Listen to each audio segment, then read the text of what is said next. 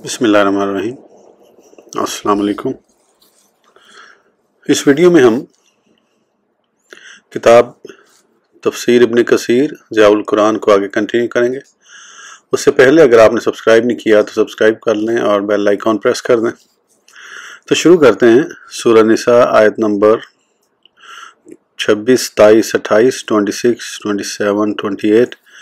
युरीदुल्लाहु लियुबय्यिना लकुम व यहदियाकुम सुनानल्लज़ीना मिन क़ब्लिकुम व यतूबा अलैकुम वल्लाहु अलीमुन हकीम वल्लाहु युरीदु अन यतूबा अलैकुम व युरीदुल्लज़ीना यत्तबिऊना शहवाति अन तमीलू मैलन अज़ीमा युरीदुल्लाहु अन युख़फ़्फ़िफ़ अन्कुम व खुलिक़ल इंसानु ज़ईफ़ा।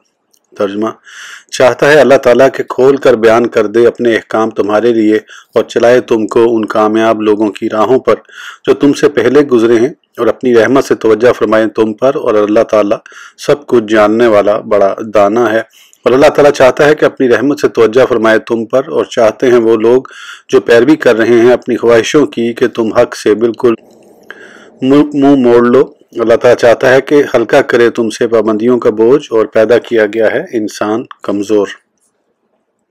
तफसीर: युरीदुल्लाहु लियुबय्यिना लकुम, अल्लाह ताला ने इरादा फरमा लिया है कि वो हलाल और हराम के मसाइल को खोल कर बयान कर दे, जिस तरह इस सूरत और दूसरी सूरतों में बयान फरमाया है, और तुम्हें पहले गुजरे हुए लोगों के काबिल तारीफ रास्तों पर चलाए ताकि तुम इस शरीयत पर अमल पैरा हो जाओ जो उसके नज़दीक पसंदीदा है। और वो गुनाहों से तुम्हारी तौबा को कबूल करना चाहता है। वो सब कुछ जानने वाला बड़ा दाना है, यानी वो अपने अक़वाल व अफ़ाल और शरीयत को नाफिज करने में हकीम दाना है। युरीदुल्लज़ीना यत्तबिऊना शहवात, यहूद व नसारा और बदकारी के मुर्तकिब शैतान के पैरोकार तुम्हें राह रास्त से हटाकर बातिल की तरफ माइल करना चाहते हैं, और अल्लाह ताला शरीयत के अहकाम और अवामिर व नवाही में तुम्हारे साथ रायत करना चाहता है। इसलिए उसने कुछ शराइत के साथ लौंडियों के साथ निकाह करना हलाल कर दिया। व खुलिक़ल इंसानु ज़ईफ़न, क्योंकि इंसान अपनी तख्लीक के एतबार से ज़ईफ़ और कमज़ोर है, इसलिए अल्लाह ताला उस पर आसानी फरमाता है, सख्ती नहीं करता, क्योंकि इंसान अपने नफ्स और अज़्म व हौसले के एतबार से कमज़ोर है। हज़रत ताऊस फरमाते हैं कि मर्द औरत के मामले में कमज़ोर है। वकी फरमाते हैं कि औरतों के पास मर्द की अकल जाती रहती है। रसूलुल्लाह सल्लल्लाहु अलैहि वसल्लम मेराज से वापस आते हुए जब सिदरतुल मुंतहा के करीब पहुंचे तो हज़रत मूसा अलैहिस्सलाम ने दरियाफ्त किया कि आप पर अल्लाह ताला ने क्या फ़र्ज़ किया है। आपने फरमाया कि अल्लाह ताला ने मुझे दिन रात में 50 नमाजों का हुक्म दिया है। उस पर हज़रत मूसा अलैहिस्सलाम ने कहा कि वापस जाइए और अपने परवरदिगार से इसमें तख़फ़ीफ़ तलब कीजिए। आपकी उम्मत में इसकी ताकत नहीं। मैं आपसे पहले लोगों का तजर्बा कर चुका हूँ, वो इससे कम तादाद से भी आजिज़ आ गए। आपकी उम्मत तो समा व बसर और दिल के एतबार से उनसे भी ज़्यादा कमज़ोर है। आप वापस गए तो 10 नमाजें माफ़ हो गई। वापस आए तो फिर हज़रत मूसा अलैहिस्सलाम से यही गुफ्तगू हुई, हत्ता के 5 नमाजें रह गईं। सूरह निसा आयत नंबर 29, 30, 31, 29, 30, 31। या अय्युहल्लज़ीना आमनू ला ताकुलू अम्वालकुम बैनकुम बिल बातिली इल्ला अन तकूना तिजारतन अन तरादिम मिनकुम वला तक़्तुलू अनफुसकुम इन्नल्लाहा काना बिकुम रहीमा वमन यफ़अल ज़ालिका उद्वानन व ज़ुल्मन फ़सौफ़ नुस्लिहि नारन व काना ज़ालिका अलल्लाहि यसीरा इन तज्तनिबू कबाइरा मा तुनहौना अन्हु नुकफ़्फ़िर अन्कुम सय्यिआतिकुम वक़द हिलकुम मुदख़लन करीमा। ये थोड़ा मीठा हुआ था, अल्लाह माफ़ करे अगर कोई गलती हुई। तर्जुमा: ऐ ईमान वालो, ना खाओ अपने माल आपस में नाजायज़ तरीके से मगर ये कि तिजारत हो तुम्हारी बाहमी रजामंदी से, और ना हलाक करो अपने आप को, बेशक अल्लाह ताला तुम्हारे साथ बड़ी मेहरबानी फरमाने वाला है। और जो शख्स करेगा यूं सरकशी और जुल्म से तो डाल देंगे हम उसे आग में, और ये अल्लाह पर बड़ा ये बिल्कुल आसान है। अगर तुम बचते रहोगे उन बड़े बड़े कामों से रोका गया है तुम्हें जिनसे, तो हम महव कर देंगे तुम्हारे नामा अमाल से तुम्हारी बुराइयां, और हम दाखिल करेंगे तुम्हें इज्जत की जगह में। तफसीर: या अय्युहल्लज़ीना आमनू, इस आयत करीमा में अल्लाह ताला ने अपने मोमिन बंदों को एक दूसरे के माल को नाजायज़ तरीके से खाने से मना किया है। नाजायज़ तरीके से मुराद वो तमाम तरीके हैं जो गैर शरई हैं, ख्वाह उसका ताल्लुक सूद से हो या जुए से, या कोई ऐसा हीला इख्तियार किया गया हो जिससे ज़ाहिरी तौर पर जवाज़ पैदा होता हो लेकिन हकीकत में वो सूद को हलाल करने का एक हीला हो, और अल्लाह ताला बेहतर जानता है। حضرت ابن عباس سے سوال کیا گیا کہ ایک شخص کپڑا خریدتا ہے اور کہتا ہے کہ اگر مجھے پسند آ گیا تو رکھ لوں گا ورنہ اس کے ساتھ ایک درہم بھی لوں گا، تو آپ نے یہی آیت کریمہ تلاوت فرمائی، یعنی اس کو ناجائز قرار دیا۔ حضرت عبداللہ بن مسعود فرماتے ہیں کہ یہ آیت محکم ہے، یعنی منسوخ نہیں اور نہ ہی قیامت تک منسوخ ہوگی۔ حضرت ابن عباس سے مروی ہے کہ جب یہ آیت کریمہ نازل ہوئی تو مسلمانوں نے کہا کہ ہمیں اپنے مالوں کو باطل طریقے سے کھانے سے منع کر دیا گیا ہے اور کھانا ہی ہمارا افضل ترین مال ہے، اس لیے ہم میں سے کسی کے پاس کھانا کھائے، اور اسی طرح انہوں نے ایک دوسرے کے پاس کھانا کھانا چھوڑ دیا۔ اس پر اللہ تعالیٰ نے یہ آیت کریمہ لیسا علی الاعمی حرج وعلی الاعرج حرج سورہ نور الا تکون تجارتن، یہاں تجارتن کو تجارتن بھی پڑھا گیا ہے، اس طرح استثناء منقطع ہے۔ گویا یوں فرمایا جا رہا ہے کہ حرمت والے اسباب سے مال نہ ہو لیکن جائز طریقے سے ہو، جو فروخت اور خریدنے والے کی باہمی رضامندی سے طے ہو۔ یہ آیت کریمہ اس طرح ہے جس طرح کہ ارشاد فرمایا وَلَا تَقْتُلُوا النَّفْسَ الَّتِي حَرَّمَ اللَّهُ إِلَّا بِالْحَقِّ سورہ انعام۔ ترجمہ اور نہ قتل کرو اس جان کو جسے حرام کر دیا ہے اللہ سوائے حق کے، اور دوسرے مقام پر فرمایا لا یذوقون فیہا الموت الا الموتۃ الاولی، ترجمہ نہ چکھیں گے وہاں موت کا ذائقہ بجز اس پہلی موت کے۔ اسی آیت کریمہ سے امام شافعی نے استدلال کرتے ہوئے فرمایا ہے کہ قبول کے بغیر بے یعنی بیچنا صحیح نہیں، اس لیے کہ یہی باہمی رضامندی کی دلیل ہے۔ صرف باہمی لین دین کر لینا بعض اوقات رضامندی کی دلیل نہیں بنتی، لیکن امام مالک، امام ابو حنیفہ اور امام احمد بن حنبل فرماتے ہیں کہ جس طرح زبانی بات چیت رضامندی کی دلیل ہے، اسی طرح باہمی لین دین بھی باہمی رضامندی کی دلیل ہے۔ بعض نے کہا ہے کہ معمولی چیزوں میں باہمی لین دین سے بیع ہو جاتی ہے اور اس میں قبول کرنے کی شرط نہیں ہے۔ اس قول کو محققین نے احتیاطاً اختیار فرمایا ہے۔ مجاہد فرماتے ہیں کہ رسول اللہ صلی اللہ علیہ وسلم نے ارشاد فرمایا کہ بیع باہمی رضامندی سے ہوتی ہے اور سود اس کے بعد اسے اختیار ہوتا ہے۔ کسی مسلمان کو جائز نہیں کہ وہ کسی مسلمان کو نقصان پہنچائے۔ یہ حدیث مرسل ہے اور مکمل باہمی رضامندی کا مقصد یہ ہے کہ انہیں مجلس کے اختتام تک اختیار بھی ہو، جس طرح رسول اللہ صلی اللہ علیہ وسلم نے ارشاد فرمایا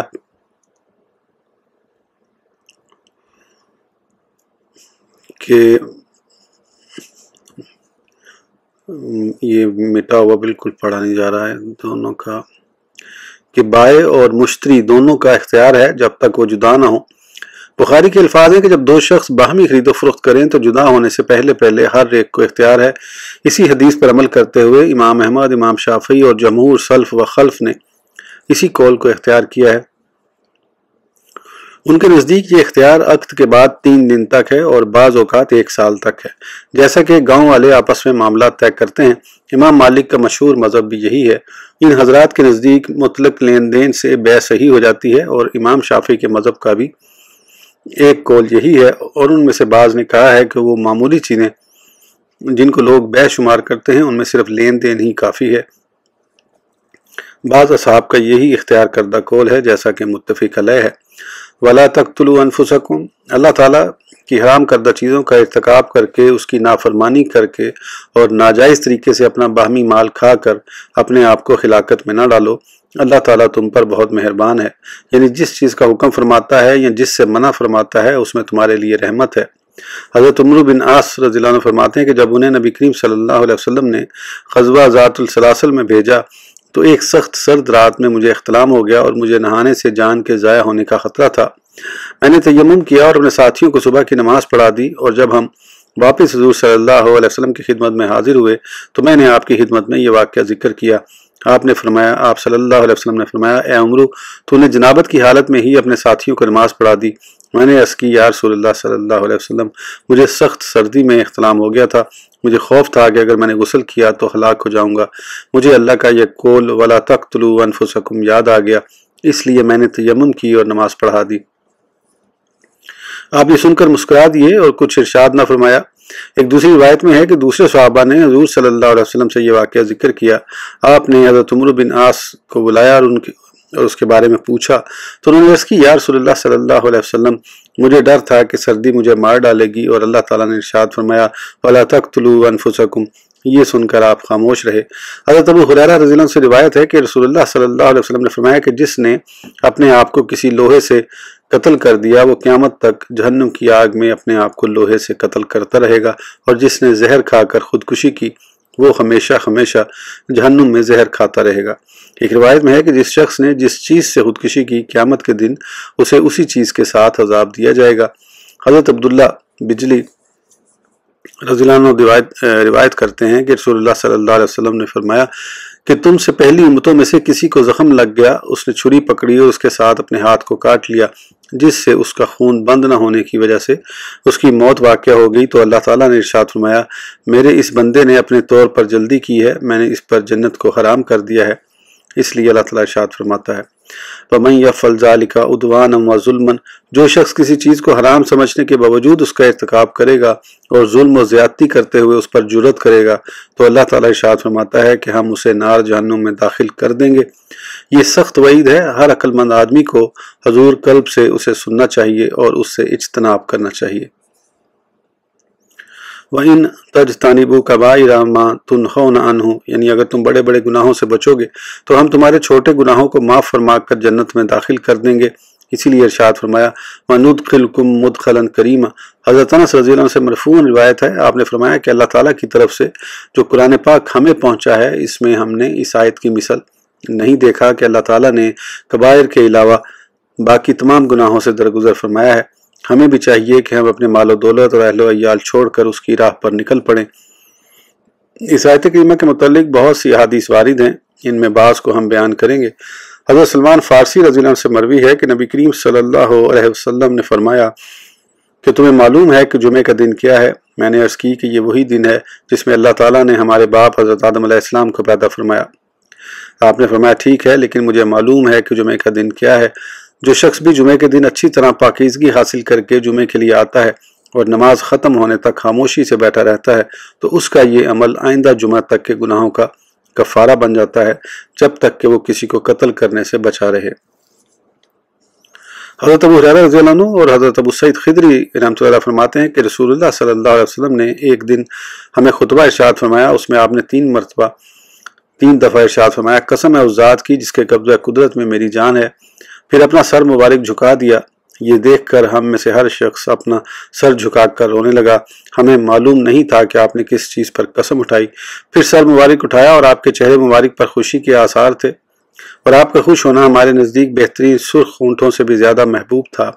آپ نے فرمایا جو شخص 5 نمازیں پڑھتا ہے، رمضان کے روزے رکھتا ہے، زکوٰۃ ادا کرتا ہے اور ساتھ کبیرہ گناہوں سے بچتا ہے، اس کے لیے جنت کے دروازے کھول دیے جائیں گے اور اسے کہا جائے گا سلامتی کے ساتھ داخل ہو جاؤ۔ تفسیر حضرت ابو ہریرہ رضی اللہ عنہ سے مروی ہے کہ رسول اللہ صلی اللہ علیہ وسلم نے فرمایا کہ 7 ہلاک کرنے والے گناہوں سے بچو۔ عرض کی گئی یا رسول اللہ صلی اللہ علیہ وسلم وہ گناہ کون سے ہیں؟ فرمایا اللہ کے ساتھ شرک کرنا، کسی کو ناحق قتل کرنا، جادو کرنا، سود خوری، یتیم کا مال کھانا، میدان جنگ سے فرار ہونا، سیدھی سادی پاک عورتوں پر تہمت لگانا، اور ایک دوسری روایت میں جادو کی جگہ ہجرت کر کے واپس اپنے وطن لوٹنے کا ذکر ہے۔ اس حدیث پاک میں جو 7 گناہ ذکر کیے گئے ہیں اس کا یہ مطلب نہیں ہے کہ اس کے علاوہ اور گناہ کبیرہ نہیں ہے، جیسا کہ بعض لوگ خیال کرتے ہیں جو مفہوم مخالف کے قائل ہیں، لیکن یہ قول انتہائی ضعیف ہے، اور خصوصاً جب اس کے خلاف دلیل موجود ہو۔ یہاں تو صاف لفظوں میں دوسرے کبائر کا ذکر احادیث میں مذکور ہے۔ رسول اللہ صلی اللہ علیہ وسلم نے حجۃ الوداع کے موقع پر فرمایا کہ خبردار، غور سے سنو، اللہ کے اولیاء صرف وہی ہیں جو 5 فرض نمازیں ادا کرتے ہیں، رمضان کے روزے رکھتے ہیں، اور یہ روزے اس نیت سے رکھتے ہیں کہ یہ ان پر فرض کیے گئے ہیں، اور نیکی سمجھتے ہوئے زکوٰۃ ادا کرتے ہیں، اور ان کبائر سے بچتے ہیں جن سے اللہ تعالیٰ نے منع فرمایا ہے۔ ایک شخص نے عرض کی یا رسول اللہ صلی اللہ علیہ وسلم گناہ کبیرہ کیا ہے؟ آپ نے فرمایا گناہ کبیرہ 10 گناہ ہیں، شرک کرنا، ناحق مومن کو قتل کرنا، میدان جنگ سے فرار ہونا، یتیم کا مال کھانا، سود خوری، پاک دامن پر تہمت لگانا، ماں باپ کی نافرمانی کرنا، اور بیت اللہ کی حرمت پامال کرنا جو زندگی اور موت میں تمہارا قبلہ ہے۔ اور جو شخص مرتے دم تک ان گناہوں سے اجتناب کرتا رہا، نماز قائم کرتا ہے، زکوٰۃ ادا کرتا رہا، وہ جنت میں نبی کریم صلی اللہ علیہ وسلم کے ساتھ سونے کے محلات میں رہے گا۔ حضرت عبداللہ بن عمر رضی اللہ عنہ فرماتے ہیں کہ نبی کریم ایک دن منبر پر تشریف فرما ہوئے اور 2 دفعہ فرمایا میں قسم نہیں کھاتا، نیچے اتر کر 2 مرتبہ ارشاد فرمایا تمہیں خوشخبری ہو، جس نے 5 نمازیں پڑھی اور 7 کبائر سے اجتناب کیا تو اسے جنت کے دروازوں سے آواز دی جائے گی کہ وہ داخل ہو جائے۔ راوی فرماتے ہیں کہ میں نے ابن عمر رضی اللہ عنہ سے پوچھا کیا حضور صلی اللہ علیہ وسلم نے ان گناہوں کو بیان بھی فرمایا تھا؟ آپ نے فرمایا ہاں، والدین کی نافرمانی، شرک، ناحق قتل، پاک دامن پر تہمت، یتیم کا مال کھانا، میدان جنگ سے فرار، سود خوری۔ حضرت اسلہ بن میاس بیان کرتے ہیں کہ مجھ سے گناہ سرزد ہو گیا جسے میں کبیرہ شمار کرتا تھا۔ میری ملاقات ابن عمر رضی اللہ عنہ سے ہو گئی، میں نے انہیں عرض کی کہ مجھ سے گناہ سرزد ہو گیا ہے جسے میں کبیرہ خیال کرتا ہوں۔ آپ نے فرمایا وہ کیا ہے؟ جب میں نے بیان کیا تو فرمایا وہ کبیرہ نہیں ہے، گناہ کبیرہ 9 ہیں: شرک، ناحق قتل، میدان جنگ سے فرار، پاک دامن پر تہمت، سود خوری، ظلمن یتیم کا مال کھانا، مسجد الحرام میں الحاد پھیلانا، جادو کرنا، والدین کو رلانا۔ تیسرا بیان کرتے ہیں کہ جب ابن عمر رضی اللہ عنہ نے دیکھا کہ میرا خوف کم نہیں ہوا تو فرمایا کیا تم نار جہنم سے ڈرتے ہو؟ تو میں نے کہا ہاں۔ فرمایا کیا تم جنت میں داخل ہونے کو پسند کرتے ہو؟ میں نے عرض کی ہاں۔ فرمایا کیا تمہارے والدین زندہ ہیں؟ میں نے عرض کی میری والدہ زندہ ہیں۔ آپ نے فرمایا اگر تم ان کے ساتھ نرمی سے پیش آؤ گے اور اسے کھانا کھلاتے رہو گے اور ان گناہوں سے بچتے رہو گے تو یقیناً جنت میں داخل ہو جاؤ گے۔ حضرت اسلہ سے مروی ہے کہ میں نے عرفہ کی شام کو حضرت عبداللہ بن عمر رضی اللہ عنہ کے پاس حاضر ہوا۔ وہ پیلو کے درخت کے نیچے بیٹھ کر اپنے سر پر پانی ڈال رہے تھے۔ میں نے اسے کبائر کے بارے میں سوال کیا تو آپ نے گناہ کبیرہ کی پوری تفصیل بیان کی اور جب پاک دامن عورتوں پر تہمت لگانے کا ذکر کیا تو میں نے پوچھا یہ بھی قتل کی مثل گناہ کبیرہ ہے؟ آپ نے فرمایا ہاں۔ اس روایت میں جادو کا بھی ذکر ہے۔ حضرت ایوب انصاری رضی اللہ عنہ سے مروی ہے کہ رسول اللہ صلی اللہ علیہ وسلم نے ارشاد فرمایا کہ جس نے اللہ کی عبادت کی، اس کے ساتھ کسی کو شریک نہ ٹھہرایا، نماز قائم کی، زکوٰۃ ادا کی، رمضان کے روزے رکھے اور کبائر سے اجتناب کیا تو وہ جنت میں داخل ہو جائے گا۔ ایک شخص نے کبائر کے بارے میں سوال کیا تو فرمایا اللہ کے ساتھ شریک کرنا، کسی مسلمان کو قتل کرنا، میدان جنگ سے فرار ہونا۔ رسول اللہ صلی اللہ علیہ وسلم نے اہل یمن کو خط لکھوا کر بھیجا جس میں فرائض، سنن اور دیت کے احکامات تھے، اور یہ خط حضرت عمر بن حزم رضی اللہ عنہ کے ہاتھ بھیجا اور اس خط میں یہ بھی تھا کہ قیامت کے دن سب سے بڑا گناہ شرک، کسی مسلمان کا ناحق قتل، میدان جنگ سے فرار، والدین کی نافرمانی، پاک دامن پر تہمت، جادو کا علم سیکھنا، سود کھانا اور یتیم کا مال کھانا ہے۔ ایک روایت میں جھوٹی گواہی کا بھی ذکر ہے۔ حضرت انس بن مالک رضی اللہ عنہ روایت کرتے ہیں کہ رسول اللہ صلی اللہ علیہ وسلم سے کبائر کے بارے میں پوچھا گیا تو آپ نے فرمایا کہ اللہ کے ساتھ شریک کرنا، کسی کو قتل کرنا، والدین کی نافرمانی۔ پھر ارشاد فرمایا کہ کیا تمہیں سب سے بڑے گناہ کبیرہ کے بارے میں نہ بتا دوں؟ ہم نے عرض کی کیوں نہیں، ہمیں ضرور بتائیے۔ آپ نے فرمایا کہ اللہ کے ساتھ شرک کرنا، جھوٹی گواہی دینا۔ حضرت ابوبکر صدیق رضی اللہ عنہ سے مروی ہے کہ رسول اللہ صلی اللہ علیہ وسلم نے ارشاد فرمایا کہ میں تمہیں سب سے بڑے گناہ کبیرہ کے بارے میں نہ بتا دوں؟ ہم نے عرض کی ضرور یا رسول اللہ صلی اللہ علیہ وسلم۔ آپ نے فرمایا کہ اللہ کے ساتھ شرک کرنا، والدین کی نافرمانی کرنا اور چھوٹی بات کہنا۔ یہ بات کر کے آپ تکیے کو چھوڑ سیدھے بیٹھ گئے اور بار بار اس کو دہراتے رہے، یہاں تک کہ ہم نے کہا کاش آپ خاموش ہو جائیں۔ ایک دوسری روایت میں بچے کو قتل کرنے کا ذکر بھی ہے۔ حضرت عبداللہ بن مسعود رضی اللہ عنہ سے مروی ہے کہ میں نے عرض کی یا رسول اللہ صلی اللہ علیہ وسلم، سب سے بڑا گناہ کون سا ہے؟ آپ نے فرمایا کہ سب سے بڑا گناہ یہ ہے کہ تم اللہ کے ساتھ کسی کو شریک ٹھہراؤ حالانکہ اس نے تمہیں پیدا کیا ہے۔ میں نے عرض کی پھر اس کے بعد فرمایا کہ تم اپنے بچے کو اس خوف سے قتل کرو کہ وہ تمہارے ساتھ کھانا کھائے گا۔ میں نے عرض کی اس کے بعد کون سا بڑا گناہ ہے؟ آپ نے فرمایا کہ تم اپنی پڑوسن سے زنا کرو۔ پھر آپ نے یہ آیت کریمہ تلاوت فرمائی والذین لا یدعون مع اللہ الہا آخر، سورہ فرقان۔ ترجمہ، اور جو لوگ اللہ تعالیٰ کے ساتھ کسی اور خدا کو نہیں پوچھتے اور اس نفس کو قتل نہیں کرتے جس کو قتل کرنا اللہ تعالیٰ نے حرام کیا ہے مگر حق کے ساتھ اور نابدکاری کرتے ہیں۔ اور دوسری روایت میں شراب پینے کو بھی گناہ کبیرہ میں شمار کیا گیا ہے۔ حضرت عبداللہ بن عمر بن عاص خطیم کعبہ میں بیٹھے ہوئے تھے کہ آپ سے کسی نے شراب کے بارے میں سوال کیا تو آپ نے فرمایا میرے جیسا بوڑھا شخص اللہ کے گھر میں بیٹھ کر اللہ کے رسول پر جھوٹ باندھ سکتا ہے؟ شراب پینا تمام گناہوں سے سب سے بڑا ہے اور تمام برائیوں کی جڑ ہے۔ شرابی نماز کا تارک ہوتا ہے اور اپنی والدہ، خالہ، پھوپھی سے بھی بدکاری کرنے سے نہیں چوکتا۔ حضور صلی اللہ علیہ وسلم کے وصال کے بعد حضرت ابوبکر صدیق رضی اللہ عنہ، حضرت عمر فاروق اور بہت سے صحابہ رضی اللہ عنہم ایک مجلس میں بیٹھے ہوئے تھے کہ سب سے بڑے گناہ کبیرہ کی بحث چل پڑی لیکن وہ کسی فیصلے تک نہ پہنچ سکے۔ حضرت عبداللہ بن عمر فرماتے ہیں کہ انہوں نے مجھے اس سلسلے میں حضرت عبداللہ بن عمر بن عاص رضی اللہ عنہ کے پاس پوچھنے کے لیے بھیجا۔ انہوں نے مجھے بتایا کہ سب سے بڑا گناہ شراب پینا ہے۔ میں نے واپس آ کر انہیں بتایا، یہ جواب سن کر وہ بڑے متعجب ہوئے اور خود حضرت عبداللہ بن عمر کے گھر تشریف لے گئے اور ان سے اس کے بارے میں دریافت کیا۔ آپ نے بتایا کسی نے رسول اللہ صلی اللہ علیہ وسلم کے سامنے بنی اسرائیل کے ایک بادشاہ کا واقعہ بیان کیا کہ جس نے ایک شخص کو گرفتار کیا تھا۔ پھر اسے کہا کہ اگر تم اپنی جان بچانا چاہتے ہو تو درجہ ذیل امور میں سے ایک کر لو، یعنی شراب لو، کسی کو ناحق قتل کر لو یا خنزیر کا گوشت کھا لو۔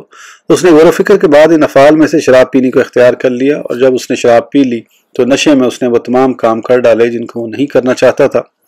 یہ واقعہ سن کر رسول اللہ صلی اللہ علیہ وسلم سے ہمیں فرمایا کہ جو شخص شراب پیتا ہے اللہ تعالیٰ اس کی 40 دن کی نمازیں قبول نہیں کرتا، اور شراب پینے والا اسی حالت میں اگر مر جائے تو اس کے مثانے میں تھوڑی سی شراب ہو تو اس پر اللہ تعالیٰ جنت حرام کر دیتا ہے، اور اگر شراب پینے کے بعد 40 دن کے اندر اندر مر گیا تو وہ جاہلیت کی موت مرا۔ یہ حدیث غریب ہے۔ ایک اور حدیث میں جھوٹی قسم کو گناہ کبیرہ میں شمار کیا گیا ہے۔ حضرت عبداللہ بن انیس جہنی رضی اللہ عنہ روایت کرتے ہیں کہ رسول اللہ صلی اللہ علیہ وسلم نے فرمایا کہ سب سے بڑا گناہ اللہ تعالیٰ کے ساتھ شرک کرنا، والدین کی نافرمانی، جھوٹی قسم۔ اس کے بعد آپ نے فرمایا کہ جو شخص جھوٹی قسم کھا کر بات کرے اور اس میں مچھر کے پر کے برابر زیادتی کرے اس کے دل میں سیاہ داغ بن جاتا ہے جو قیامت تک باقی رہے گا۔ حضرت عبداللہ بن عمر رضی اللہ عنہ فرماتے ہیں کہ رسول اللہ صلی اللہ علیہ وسلم نے ارشاد فرمایا اپنے والدین کو گالی دینا گناہ کبیرہ ہے۔ عرض کی کوئی اپنے والدین کو کیسے گالی دے سکتا ہے؟ ارشاد فرمایا کہ کوئی شخص کسی کے ماں باپ کو گالی دے اور وہ جواب میں اس کے ماں باپ کو گالی دے۔ ایک روایت میں فرمایا کہ سب سے بڑا گناہ یہ ہے کہ انسان اپنے والدین پر لعنت کرے۔ عرض کی گئی کوئی شخص اپنے والدین کو لعنت کیسے کر سکتا ہے؟ فرمایا کہ وہ کسی کے ماں باپ کو گالی دے اور اس کے جواب میں اس کے ماں باپ کو گالی دے۔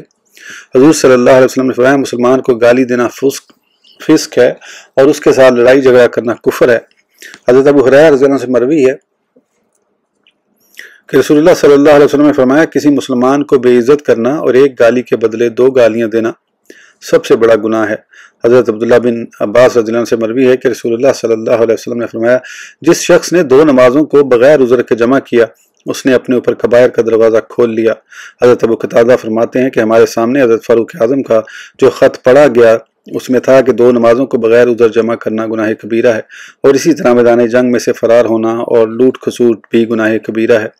الغرض جو شخص ظہر اور عصر یا مغرب اور عشاء پہلے وقت یا پچھلے وقت بغیر کسی عذر شرعی کے جمع کر کے پڑھتا ہے وہ گناہ کبیرہ کا مرتکب ہوگا۔ اس سے آپ خود ہی اندازہ لگا سکتے ہیں جو شخص سرے سے ہی نماز کو ترک کر دیتا ہے اس کا کیا حال ہوگا۔ اسی لیے رسول اللہ صلی اللہ علیہ وسلم نے ارشاد فرمایا مومن اور مشرک کے درمیان فرق کرنے والی چیز نماز ہے۔ ایک دوسری روایت میں فرمایا کہ ہمارے اور مشرکین کے درمیان فرق کرنے والی چیز نماز ہے، جس نے اسے چھوڑا اس نے کفر کیا۔ مزید فرمایا جس نے عصر کی نماز ترک کی اس کے تمام اعمال ضائع ہو گئے، اور جس کی عصر کی نماز رہ گئی گویا اس کا مال اور اہل عیال اخلاق ہو گئے۔ حضرت عبداللہ بن عباس سے مروی ہے کہ حضور صلی اللہ علیہ وسلم ٹیک لگا کر تشریف فرما تھے۔ ایک شخص حاضر خدمت میں ہوا اور کبائر کے بارے میں پوچھا۔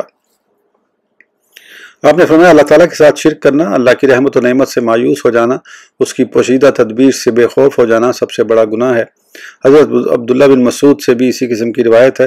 حضرت عبداللہ بن عمر رضی اللہ عنہ فرماتے ہیں سب سے بڑا گناہ اللہ تعالیٰ کے بارے میں بدگمانی ہے۔ یہ روایت انتہائی غریب ہے۔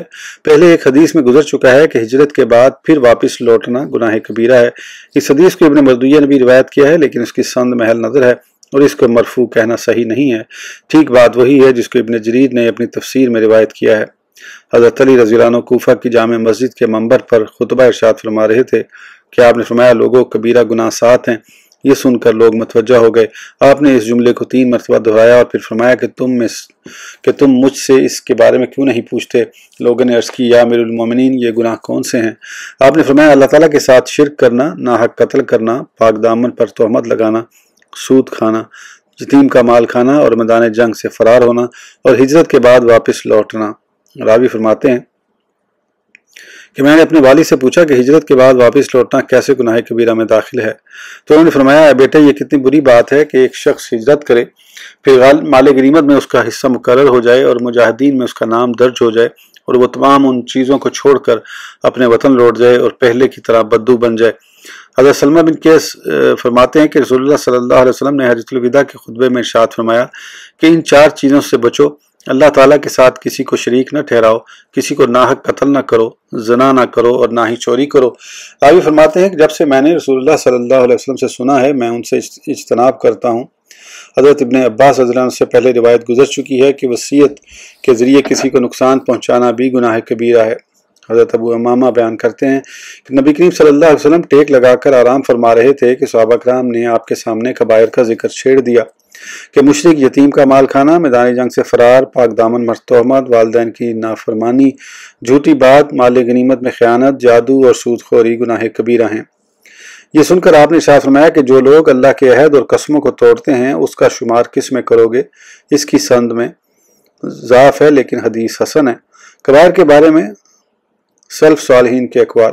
حضرت حسن بصری سے مروی ہے کہ مصر میں چند لوگوں نے حضرت عبداللہ بن عمرو بن عاص سے پوچھا کہ قرآن پاک میں بعض چیزیں ایسی ہیں جن پر عمل کرنے کا ہمیں حکم دیا گیا ہے لیکن اس پر ہمارا عمل نہیں ہے، ہم امیر المومنین حضرت عمر سے ان کے بارے میں پوچھنا چاہتے ہیں۔ آپ ان لوگوں کو لے کر مدینہ پہنچے۔ حضرت عمر فاروق سے ملاقات ہوئی تو آپ نے پوچھا مصر سے کب آئے ہو؟ انہوں نے جواب دیا کہ چند دن پہلے۔ پھر آپ نے پوچھا کہ آپ نے والد کی اجازت سے آئے ہو؟ آپ نے اس کا جواب دیا اور اپنے ساتھ آئے ہوئے لوگوں کا ذکر کیا تو آپ نے فرمایا کہ ان کو جمع کرو۔ جب وہ جمع ہوئے تو آپ نے ان میں سے ایک شخص سے فرمایا کہ میں تجھے اللہ تعالیٰ اور حق اسلام کا واسطہ دے کر پوچھتا ہوں کہ کیا تم نے مکمل قرآن پڑھا ہے؟ اس نے کہا ہاں۔ پھر فرمایا کہ تم نے مکمل قرآن اپنے دل میں محفوظ کیا ہے؟ اس نے کہا نہیں۔ وہ شخص کہتا ہے کہ اگر میں ہاں کہہ دیتا تو حضرت عمر رضی اللہ عنہ دلائل کے ذریعے غالب آ جاتے۔ پھر فرمایا کیا تم نے اپنی بصارت بول چال میں اس کا احاطہ کیا ہے؟ پھر آپ نے ان میں سے ہر ایک سے اسی طرح سوال کیا۔ پھر فرمایا کیا تم عمر کو اس تکلیف میں ڈالنا چاہتے ہو کہ وہ لوگوں کو اللہ کی کتاب پر قائم کر دے؟ اللہ تعالیٰ کو پہلے ہی معلوم تھا کہ ہم سے خطائیں سرزد ہوں گی۔ پھر آپ نے یہی آیت ان تجتنبوا تلاوت فرمائی۔ پھر فرمایا کیا اہل مدینہ کو تمہارے یہاں آنے کا سبب معلوم ہے؟ انہوں نے کہا نہیں۔ آپ نے فرمایا کہ اگر انہیں معلوم ہو جاتا تو مجھے انہیں واعظ کرنا پڑتا۔ اس کی سند صحیح ہے۔ اگرچہ حضرت بصری اور حضرت عمر کے درمیان انقطاع ہے لیکن اس واقعے کا مشہور ہو جانا ہی اس کی صحت کے لیے کافی ہے۔ حضرت علی رضی اللہ عنہ فرماتے ہیں کہ کبائر یہ ہیں: شرک، ناحق قتل، یتیم کا مال کھانا، پاک دامن عورت پر تہمت لگانا، میدان جنگ سے فرار، ہجرت کے بعد واپس لوٹنا، جادو، والدین کی نافرمانی، سود خوری، جماعت مسلمین سے الگ ہونا، سودا کر کے اس کو توڑ دینا۔ حضرت عبداللہ بن عباس کا قول پہلے گزر چکا ہے کہ آپ نے فرمایا کہ سب سے بڑا گناہ اللہ کے ساتھ شرک کرنا، اس کی رحمت سے مایوس ہونا، اس کی خفیہ تدبیر سے بے خوف ہونا۔ آپ سے ہی مروی ہے کہ سورہ نساء کی ابتدا سے لے کر 30 آیات تک کبائر کا ہی بیان ہے۔ پھر آپ نے یہ آیت کریمہ ان تجتنبوا تلاوت فرمائی۔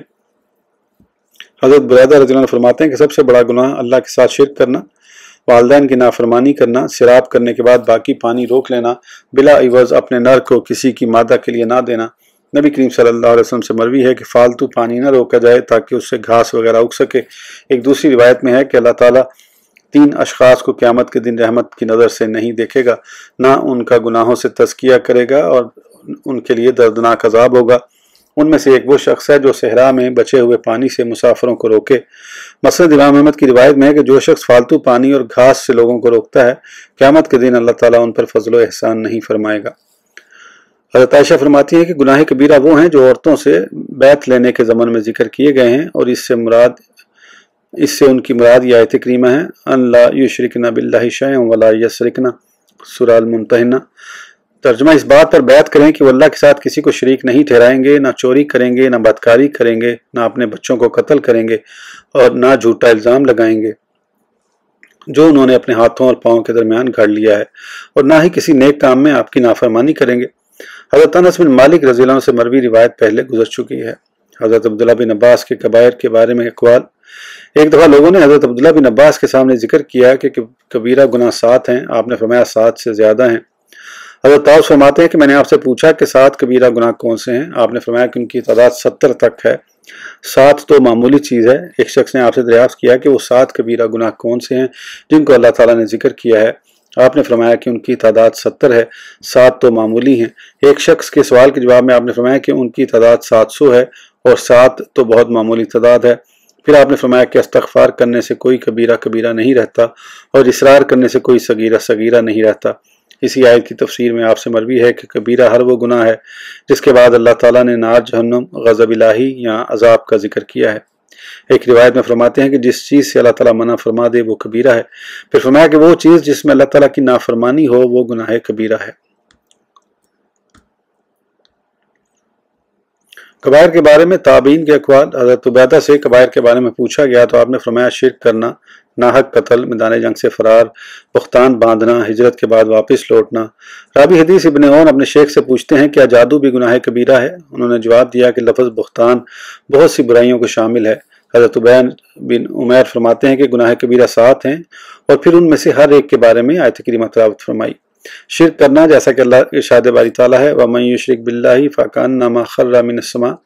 तर्जुमा, और जो शरीक ठहराता है अल्लाह के साथ तो उसकी हालत ऐसी है गोया आसमान से गिरा हो, बस किसी परिंदे ने उसे उचक लिया हो या हवा ने उसे किसी दूर जगह फेंक दिया हो। यतीम का माल खाना, इन्नल्लज़ीना याकुलूना अमवालल यतामा ज़ुल्मन। तर्जुमा, बेशक वो लोग जो यतीमों का माल जुल्म से खाते हैं वो तो बस खा रहे हैं अपने पेटों में आग। सूदखोरी करना, अल्लज़ीना याकुलून रिबा। तर्जुमा, जो लोग सूद खाया करते हैं वो नहीं खड़े होंगे मगर जिस तरह खड़ा होता है वो जिसे शैतान ने छू कर पागल बना दिया हो। बुख्तान बांधना, इन्नल्लज़ीना यरमून अल मुहसनात। तर्जुमा, जो लोग तोहमत लगाते हैं पाकदामन औरतों पर जो अनजान हैं, ईमान वालियाँ हैं, उन पर फटकार है दुनिया और आखिरत में और उनके लिए अजाब अजीम है। मैदान जंग से फरार होना, या अय्युहल्लज़ीना आमनू इज़ा लक़ीतुमुल्लज़ीना कफ़रू ज़हफ़न। तर्जुमा, ऐ ईमान वालों, जब तुम मुकाबला करो काफिरों के लश्कर जरार से तो मत फेरना उनकी तरफ अपनी पीठें। हिजरत के बाद वतन वापस लौटना, इन्नल्लज़ीना इर्तद्दू अला अदबारिहिम। तर्जुमा, बेशक वो लोग जो पीठ फेर कर पीछे हट गए बावजूद कि उन पर हिदायत की राह जाहिर हो चुकी थी। मोमिन को नाहक कत्ल करना, वमन यक़्तुल मुमिनन मुतअम्मिदन फजज़ाउहु जहन्नम खालिदन फ़ीहा। तर्जुमा, जो शख्स किसी मोमिन को जानबूझकर कत्ल करे उसकी सज़ा जहन्नुम है, हमेशा रहेगा उसमें। हज़रत अता बिन अबी रबाह फरमाते हैं कि गुनाह कबीरा 7 हैं। नाहक कत्ल, यतीम का माल खाना, सूदखोरी, पाकदामन औरत पर तोहमत लगाना, झूठी गवाही, वालिदैन की नाफरमानी, मैदान जंग से ज़ार। हज़रत मुगीरा फरमाते हैं कि हज़रत अबू बकर सिद्दीक़ और हज़रत उमर रज़ियल्लाहु अन्हुम को गाली देना भी गुनाह कबीरा है। मैं कहता हूँ कि उलमा की एक जमात सहाबा किराम को गाली देने वाले की तकफीर की कायल है और यही हज़रत इमाम मालिक से मरवी है। मोहम्मद बिन सीरीन फरमाते हैं मैं ख्याल नहीं करता कि जो शख्स हज़रत अबू बकर और हज़रत उमर रज़ियल्लाहु अन्हुम से बुग़्ज़ रखता हो वो हुज़ूर सल्लल्लाहु अलैहि वसल्लम से मोहब्बत रखता हो। हज़रत ज़ैद बिन अस्लम आयत करीमा इन तजतानिबू के तहत फरमाते हैं कि कबायर ये हैं शिर्क, अल्लाह की आयात और उसके रसूलों से कुफ्र, जादू, कत्ल औलाद, अल्लाह के लिए बीवी और औलाद का कायल होना और इसी किस्म के दूसरे अक़वाल और अमाल के जिनकी वजह से कोई अमल मकबूल नहीं होता मगर वो गुनाह जिससे इंसान दायरा इस्लाम से खारिज नहीं होता और उसके साथ अमल भी मकबूल होता है तो अल्लाह ताला गुनाहों को नेकियों के बदले में माफ़ फरमा देता है। हज़रत कतादा इस आयत के तहत फरमाते हैं कि अल्लाह ताला ने उस शख्स की मग़फ़िरत का वादा फरमाया है जो कबायर से इज्तनाब करे। हज़ूर सल्लल्लाहु अलैहि वसल्लम का इरशाद है कबायर से इज्तनाब करो, सिरात मुस्तकीम पर कायम रहो, खुशबाश रहो। सही सन से मरवी है कि रसूलुल्लाह सल्लल्लाहु अलैहि वसल्लम ने फरमाया कि मेरी शफ़ाअत मेरी उम्मत में से कबीरा गुनाह करने वालों के लिए है। इस हदीस को इमाम अब्दुल रज़्ज़ाक़ ने अपनी मसनफ़ में हज़रत अनस से रिवायत किया है। इमाम तिरमिज़ी इस हदीस को रिवायत करने के बाद लिखते हैं कि हसन और सही है। इस हदीस के शवाहिद सही अहादीस में भी मिलते हैं। मसलन हज़ूर सल्लल्लाहु अलैहि वसल्लम ने शफ़ाअत का जिक्र करने के बाद फरमाया कि क्या तुम्हारा ये ख्याल है कि मेरी शफ़ाअत मुत्तकी मोमिन के लिए है? नहीं, बल्कि ये शफ़ाअत गुनाहगारों और ख़ताकारों के लिए है। गुनाह कबीरा के बारे में उलमा असूल के अक़वाल। बाज़ ने कहा है कि गुनाह कबीरा वो होता है जिस पर कोई शरई हद मुकर्रर हो। बाज़ ने कहा है कि जिस गुनाह पर किताब सुन्नत से कोई मखसूस वईद हो। अबुल करीम बिन मोहम्मद राफ़ई अपनी किताब शराल कबीर में फरमाते हैं कि सहाबा कराम और बाद में आने वाले सलफ़ सालिहीन के दरमियान गुनाह कबीरा के बारे में इख्तलाफ है और इसी तरह कबीरा और सगीरा में फ़र्क के बारे में भी इख्तलाफ है। इसमें मुख्तलिफ अक़वाल हैं।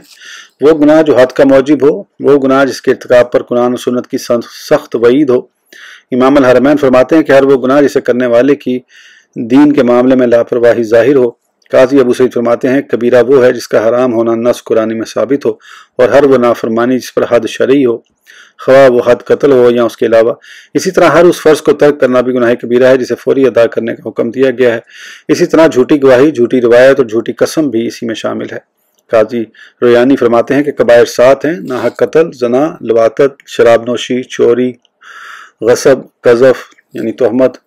दूसरी रिवायत में झूठी गवाही भी शामिल है। साहिब अल उम्दा ने दर्ज चीज़ों को भी इसमें शामिल कर दिया है।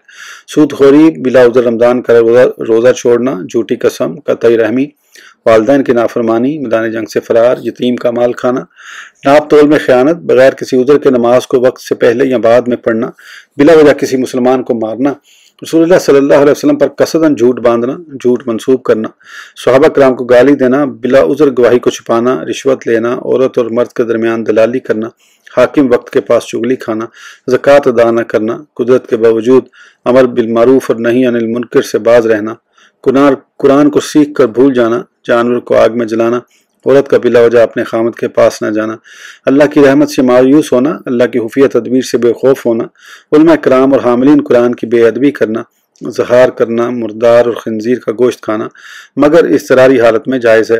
اس کے بعد امام رافی فرماتے ہیں کہ ان میں سے بعض میں توقف کی گنجائش ہے۔ کبائر کے بارے میں بعض بزرگان دین نے کتابیں بھی تصنیف فرمائی ہیں۔ ہمارے شیخ ابو عبداللہ ذہبی نے ایک کتاب لکھی ہے جن میں تقریباً 70 کبائر کا ذکر ہے، اور یہ بھی کہا گیا ہے کہ گناہ کبیرہ وہ ہے جس میں شارع علیہ السلام نے جہنم کی وعید سنائی ہو۔ اگر اس قسم کے گناہ شمار کیے جائے تو بہت سے ہیں۔ اگر گناہ کبیرہ کی یہ تعریف کی جائے کہ ہر وہ چیز جس سے اللہ تعالیٰ نے روکا ہے، اس اعتبار سے تو بہت زیادہ ہو جائیں گے۔ واللہ اعلم۔ اس ویڈیو کے لیے اتنا ہی، پھر انشاءاللہ اگلی ویڈیو میں آگے کنٹینیو کریں گے۔ اس وقت تک کے لیے اجازت دیجیے، سبسکرائب کرنا نہ بھولیں۔ اللہ حافظ۔